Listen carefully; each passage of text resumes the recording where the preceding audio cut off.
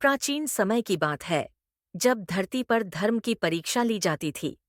उस समय राजा शिबी अपने धर्म और न्याय के लिए प्रसिद्ध थे। उनका राज्य खुशहाल था और प्रजा उनसे असीम प्रेम करती थी। लेकिन देवताओं ने राजा शिब्य की धार्मिकता की परीक्षा लेने का निश्चय किया।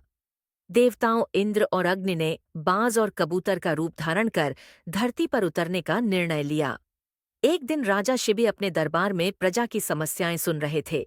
तभी अचानक एक डर से कांपता हुआ कबूतर उनके पास आकर गिर पड़ा।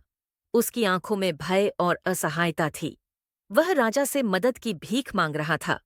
राजा ने उसे अपने हाथों में उठा लिया और उसकी पीठ को सहलाते हुए कहा, डरो मत, तुम अब मेरे संरक्षण में हो। तभी अचानक एक विशाल बाज राजा शिबी के दरबार में आ पहुंचा। बाज ने क्रोध और अधिकार के साथ कहा, हे राजा, वह कबूतर मेरा शिकार है, मुझे वह सौंप दो। राजा शिबी ने शांत और दृढ़ स्वर में उत्तर दिया, यह कबूतर अब मेरी शरण में है और मैं इसे तुम्हारे हवाले नहीं कर सकता। धर्म का पालन करना मेरा कर्तव्य है। बाज ने राजा से कहा, यदि तुम मुझे कबूतर नहीं दोगे तो मेरे भूख के लिए कुछ और व्यवस्था करनी होगी। क्या तुम अपने धर्म के नाम पर मेरी भूख मिटाने का बलिदान करोगे?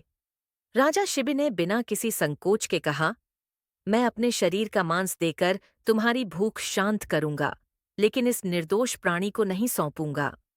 राजा शिबी ने अपने राज्य के वैद्य को बुलाया और आदेश दिया कि वह तराजू लाए। एक पलड़े में कबूतर को रखा गया और दूसरे में राजा ने अपने शरीर का मांस काटकर रखना शुरू किया। लेकिन हर बार जब राजा मांस काटते, कबूतर का वजन बढ़ता जाता। यह एक असीम बलिदान की परीक्षा थी। अंततः जब राजा शिबी ने पूरा शरीर त्यागने की तैयारी की, तो अचानक बाज और कबूतर ने अपना वास्तविक रूप प्रकट कर दिया। वे देवता इंद्र और अग्नि थे, जो राजा शिबी की धर्म के प्रति निष्ठा की परीक्षा ले रहे थे। इंद्र ने राजा से कहा, हे राजा, तुमने अद्वितीय बलिदान दिया है। तुम्हारी प्रसिद्धि युगों युगों तक रहेगी। राजा शिबी ने विनम्रता से देवताओं के आशीर्वाद को स्वीकार किया। उन्होंने अपने राज्य की समृद्धि को देखा और एक शांत संतोष उनके चेहरे पर फैल गया। देवताओं ने आशीर्वाद दिया कि राजा शिबी का राज्य सदैव सुखी और समृद्ध रहेगा और उनके बलिदान की कहानी अनंत काल तक याद की जाएगी।